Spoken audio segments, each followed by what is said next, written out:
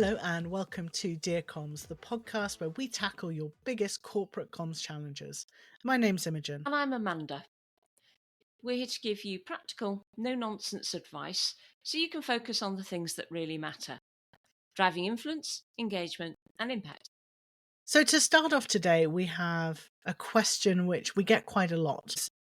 Our CEO is great in town halls and meetings, but get them in front of a camera and they are awful. How can I make them more comfortable and natural on screen? CEO videos are an amazing way in which we can connect and engage with employees and stakeholders. They're a way of putting a face to a name, a way of bringing humanity and personality to someone who might seem quite distant from your employees on the shop floor. But sadly, not all of us are good at everything. And that includes our leaders. They can't be brilliant at everything. And in this case, it sounds a little bit like being in front of a camera is pushing the CEO out of their comfort zone. Yeah, I mean, quite a few CEOs struggle in front of a camera, and definitely when they first start out, because it's so unfamiliar for them. They don't get real time feedback that you get from being face to face. It's difficult to read the audience, so how to adjust style and tone. And I think this CEO might be overthinking things. And when you overthink things, the pressure to be good sometimes means you revert to an overly formal approach. So I think that's probably at the back of his mind or her mind. Absolutely. I think to solve this problem, one of the first things you need to figure out is you need to get to know your CEO a little bit better. What is the best format for them? Some absolutely excel at being face to face. Some of them are much better at writing long form blogs or articles. Whatever it is that they are good at, you need to let them shine in that area. And then you need to have a think about who else is there within that leadership team who can take on the role of being the on camera face of important announcements. Not only will this take the pressure off your CEO, but it will also build up a stable of reliable spokespeople who can help you do your communications. Yeah, you definitely need a wide variety of spokespeople. And as you say, that takes the pressure off somewhat, and certain leaders can speak to certain topics. Another thing you can do is practice, practice, practice. Um, no script reading, no teleprompters, they're really hard. But just getting the CEO to talk to you until their key messages are second nature in their mind. What's their story? What's the one thing that they want to get across as the result of this video? I think a lot of CEOs feel that a teleprompter is going to help them be better. It's a little bit like a comfort blanket for them. But what they don't realize is that those people that they see using teleprompters have taken a long time to train and to practice in how to use them effectively. It takes a real skill. I wouldn't advise it unless, you've had lots of practice.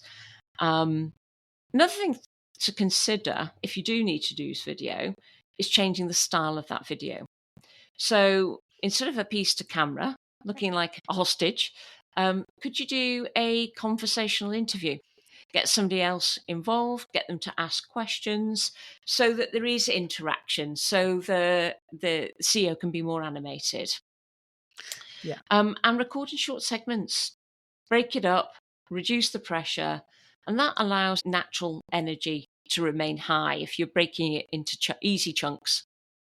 That pressure does dissipate if you know that you can try again on certain segments and you don't have to spiel a 5-minute video in one go and get it all right and all Yeah, perfect. it's a safe environment. You don't have to do this live. Right. So if you're not doing it live, then why record it live? Why not take your time and Yeah. get the best bits out of your CEO? If you're filming today and you don't have time for any of the things that we've just talked about, there are still a couple of things that you can do very quickly which will ease your CEO into the video making process. The first thing is to film somewhere where they can feel at home, feel comfortable. Studios with green screens and lights and cameras and a director's booth can be quite intimidating, even for the most seasoned CEO. So think about, can we film in their office maybe, or can we film in an empty coffee corner? Yeah, don't do them behind the desk though, because that's a barrier. So somewhere where it feels more natural, sat at a table. Nice armchair somewhere. Yeah. Probably not a beanbag, quite difficult to get up from and to have the gravitas you're looking for. I don't But think anybody looks so good in a beanbag, right? somewhere that they can feel safe. Yeah. Keep your crew to a minimum. No one wants 300 people looking at you while you make mistakes. No one likes that. So maybe just you and the cameraman. And warm them up. Have a conversation with them before you start filming. Get them to tell you the story that they're looking to share with your audience. When it comes to filming itself, sometimes it's easier to imagine you are having a conversation with someone you like, someone you trust. So tell them to imagine that they're talking to that person. And instead of asking direct, hard questions, what are the goals of this? What are you doing about this? Maybe try and think more like a conversation.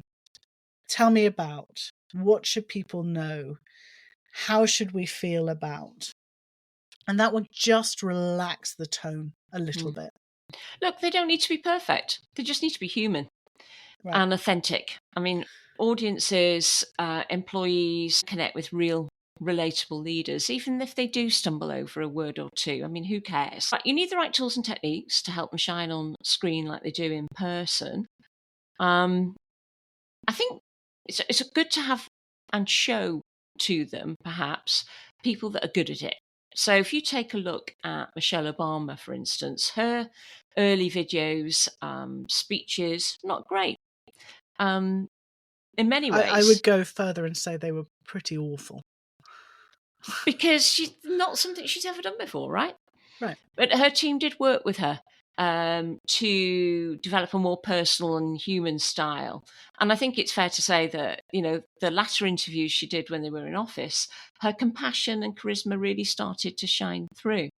I think Tim Cook is another one that's overcome stiffness, and his team really good at casual scripting and coaching to improve his delivery, particularly in those Apple keynotes. So there are things you can do. We know we don't need to be perfect.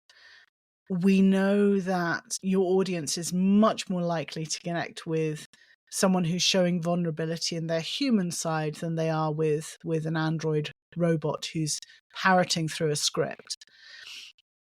You'll know if you're on the right track because your CEO is going to tell you and show you in the work that they're doing. You will also probably hear it from your employees. There will probably be offhand comments and conversations about, that was much better, that was good, I enjoyed that, that was interesting. It can be done. It will take time. It will take a little bit of luck and perseverance and work too, but you will get there. So that's it for today's episode of Dear Comms. If you found it helpful, share it with your team, leave us a comment. If you've got a comms challenge of your own, why not send it our way and we'll help you tackle it, coffee cup in hand. See you next time. See ya.